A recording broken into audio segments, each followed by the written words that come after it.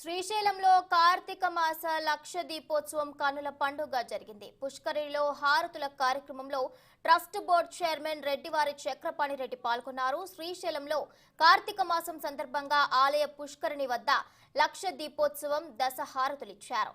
ఇక పుష్కరిణి వద్ద దేవస్థానం ఆధ్వర్యంలో లక్ష దీపోత్సవం కన్నుల పండుగ జరిగింది. పుష్కరిణి వద్ద ప్రత్యేక వేదికపై భ్రమరాంబ సమేత మల్లికార్జున స్వామి అమ్మవారి ఉత్సవమూర్తులను ఆసీనులను చేసి అర్చకులు వేద పండితులు దీపోత్సవ సంకల్పాన్ని పఠించి ప్రత్యేక పూజలు నిర్వహించారు. అనంతరం ఉత్సవమూర్తులకు పుష్కరిణికి శాస్త్రోక్తంగా దశహారతులిచ్చి భక్తులను దీవించారు. దశహారతులను దర్శించుకునేందుకు భక్తులతో పుష్కరిణి కిటకిటలాడింది. ఉదయం నుంచి శ్రీశైలం మల్లన్న క్షేత్రం భక్తులతో పోటెత్తింది. లక్ష దీపోత్సవంలో భక్తులు, ఆలయ సిబ్బంది కార్తీక దీపాలను వెలిగించారు. ఈ కార్యక్రమంలో ఆలయ చైర్మన్ రెడ్డివారి చక్రపాణిరెడ్డి, ట్రస్ట్ బోర్డు సభ్యులు, అధికారులు పాల్గొన్నారు.